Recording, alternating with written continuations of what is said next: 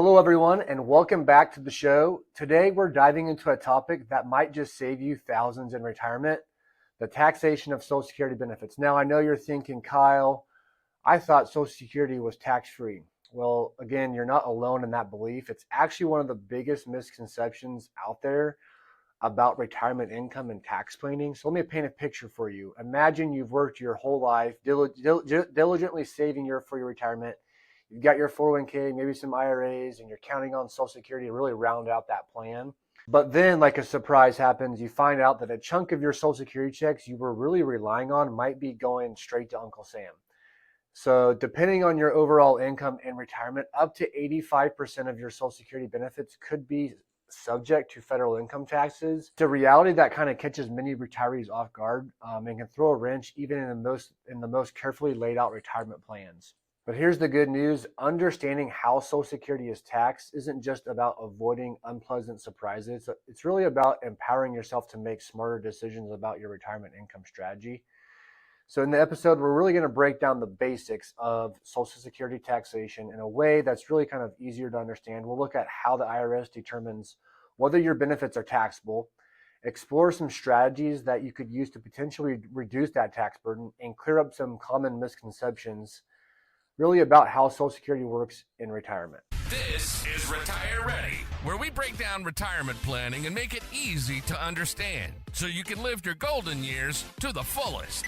Planning your retirement starts now with your host, Kyle Hammerschmidt. My goal is by the end of our chat today, you'll have a clearer picture of how Social Security fits into your overall retirement income strategy. You'll understand that income thresholds that trigger taxation. You'll learn some practical steps you can use to manage your tax liabilities and really gain insights that could help really keep more of your hard-earned benefits in your pocket. Whether you're already retired, on the cusp of retirement, or 10 years out, really you have to start getting this critical information. It's really crucial for making informed decisions on your retirement plan. Now let's take a quick trip down memory lane to really understand how we got here today. So believe it or not, Social Security benefits weren't always taxable. When the program was first introduced in 1935, these benefits were really completely tax-free. As the old saying always goes, nothing is certain except death and taxes. And in 1983, Social Security joined that taxable club. So why the change? Well, it was part of a broader effort to shore up the Social Security system's finances. The idea was that taxing benefits for higher income retirees would help keep the program solvent for future generations. At first, only up to 50% of benefits could be taxed, but in 1993, that was increased to 85% for higher income beneficiaries. At that same time, the federal tax rates were lowered by Reagan. So how does it work today? The IRS uses something called combined income and provisional income to determine if your benefits are taxable. So don't let that term scare you. It's simpler than it sounds. Your combined income is really your adjusted gross income plus any non-taxable interest you might have, plus half of your Social Security benefits. So if I break this down for an example, let's say I got a married couple filing jointly. So you're going to take your combined income, which would be the $20,000 plus that $2,000, which, if you add that up, plus half of the Social Security gets you to $34,000. So that's your combined or your provisional income. So here's where the thresholds come in. If you're listening or watching married couples filing jointly, if your combined income is to $32,000 to $44,000, up to 50% of your Social Security could be taxable. If it's over $44,000, up to 85% of your Social Security could be taxable. For single filers, those thresholds are $25,000 to $34,000 to get that 50% level, and then over $34,000, it's basically saying up to 85% of your Social Security could be taxed. Again, if you're a married couple, you kind of have to understand what's part of the provisional income to really avoid a larger portion of your Social Security benefits from being taxed at the highest percentage and rates as possible. Remember, these are rules for federal taxes. Some states also tax Social Security benefits, but that's a whole other can of worms we don't really want to open today. The key takeaway here is that understanding these basic rules is crucial for effective retirement planning. It's not just about how much you'll receive in the benefits, but also how much of these benefits you'll actually get to keep after taxes. Next, I really want to walk through strategies to potentially reduce that Social Security taxation over the course of your retirement. So now that we understand that how Social Security benefits are taxed, let's talk about some practical strategies to potentially reduce that tax burden. One of the most effective approaches is managing your withdrawals from your retirement account. So remember, it's not just about how much money you have, it's really about how and when you access it and how it shows up on your tax returns. So let's say you have a mix of traditional IRAs, Roth IRAs, and taxable investment accounts. By strategically withdrawing from these different sources in the right order, you could potentially keep your taxable income, and thus you can keep that Social Security taxation lower. So for example, you might use your Roth IRA distributions, which are typically tax-free, to supplement your income without actually increasing your taxable income. This could also help you keep below those crucial thresholds that we've really talked about earlier for Social Security. Another powerful strategy is Roth conversions, especially in those years leading up to when you start claiming Social Security. So really, this is how it works. You're going to convert a portion or some of your traditional IRA money over to your Roth IRA. And then yes, you'll pay taxes on the conversion now, but you could significantly reduce your taxable income in the future years when you're on your Social Security benefits. Again, it's like paying a little bit now to save a lot later. For instance, if you're in a lower tax bracket now than you expect to be in retirement, or this move could be particularly very beneficial. So lastly, just consider the timing and structure of your overall retirement income. This might mean delaying your Social Security benefits if you can really afford to, which not only increases your future benefits, but also gives you more time to implement tax saving strategies. Or it could involve carefully timing your required minimum distributions from traditional retirement accounts to minimize their impact on your Social Security taxation in the future.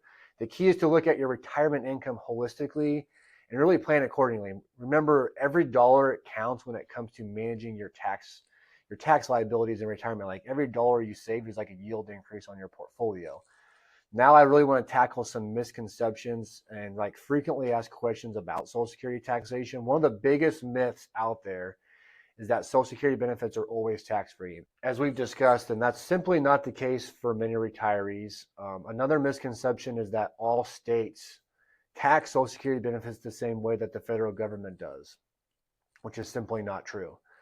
A question I often hear is, how does working in retirement affect my Social Security taxes? Well, if you're working while receiving benefits, your earnings could push your combined income or your provisional income into those higher thresholds when it comes to Social Security. So it just means when you need to be aware of how your earnings might impact your overall tax situation, because some retirees find it beneficial to carefully manage their work income to stay below certain thresholds. Another common area of confusion is how other income sources impact Social Security taxation. Many people don't realize that even tax-exempt interest like municipal bonds counts towards your combined income for Social Security tax purposes. Pension payments, annuity distributions, and even rental income can all potentially increase the amount of your Social Security benefits subject to taxation.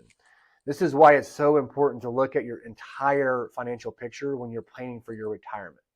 Bottom line, listeners, when it comes to Social Security taxation, there's no one-size-fits-all solution. Your optimal strategy really depends on multiple factors: your overall income, your overall assets, the state where you're going to live, your long-term financial goals. So like what works for your neighbor or your golf buddy might not be the best approach for you. That's why we always recommend taking a personalized planning approach. Every retiree situation is really unique, and the strategies to minimize Social Security taxation should be really tailored accordingly to you.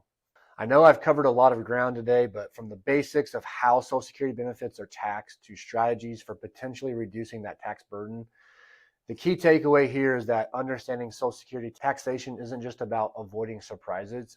It's an essential part of really crafting that comprehensive retirement strategy that maximizes your income and minimizes your tax liability. Remember, the decision you make when to claim Social Security, how to structure your retirement income, and which accounts to draw from can really have significant impacts over the course of your retirement on your taxes. These aren't just one-time decisions, but really ongoing considerations that may need to be adjusted as your circumstances change. That's why it's crucial to approach your retirement planning as just taking really that comprehensive approach. Again, not all income is taxed the same while you're working, and not all income is taxed the same in retirement. Before we sign off today, I just want to emphasize that while the information we've discussed today is a great starting point, it's not really a substitute for personalized financial advice. But everyone's situation is unique. That's why it's super important to really consult with a qualified tax advisor or financial advisor who really specializes in like getting you down the mountain and really creating a plan that's tailored to your specific needs and goals. With the right knowledge and the guidance, you can really take an approach towards your golden years with confidence, knowing that you're making the most of your Social Security benefits and all your retirement resources. You've been listening to Retire Ready with Kyle Hammerschmidt. Planning your retirement starts now. We hope you've enjoyed the show. If you did, make sure to like, rate, and review. We'll be back soon.